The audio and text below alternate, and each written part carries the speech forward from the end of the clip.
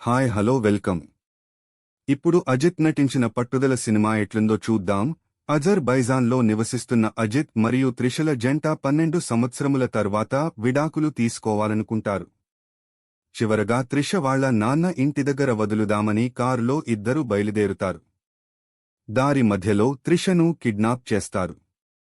త్రిషను కిడ్నాపర్ల నుంచి అజిత్ ఎలా విడిపించారో, తన భార్యను కాపాడుకోవడానికి భర్త ఎలాంటి పట్టుదల చూపించారో సినిమా కథ.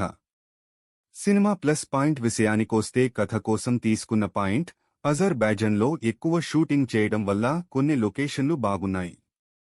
సినిమా ప్రారంభమైన తర్వాత నుంచి ఇంటర్వెల్ వరకు గల క్యూరియాసిటీ బాగుంది. తన భార్యను కాపాడుకునే పాత్రలో పట్టుదల కనిపించింది. ఇక మైనస్ విషయాలకు వస్తే, కథలో దమ్ము లేదు, కథనంలో అయితే అసలు దమ్ము లేదు. రెండో సాంగ్ తప్ప మిగతా సాంగులు బాలేవు. హీరోయిజం కానీ, ఎలివేషన్స్ కానీ, సూపర్ అనే సీన్స్ కానీ ఏమీ లేవు. ఫస్ట్ హాఫ్లో స్టార్టింగ్ అరగంట, సెకండ్ హాఫ్లో చాలా మటుకు బోర్ కొట్టిస్తుంది సినిమా. సస్పెన్స్ తక్కువ, కన్ఫ్యూజన్ ఎక్కువ.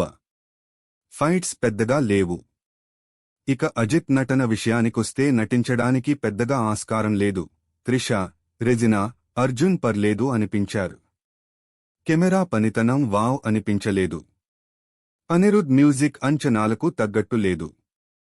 దర్శకుడు కథకు తీసుకున్న పాయింట్ బాగానే ఉన్నా, కథనంలో చాలా వర్కౌట్ చేసి ఉండాల్సింది సినిమా.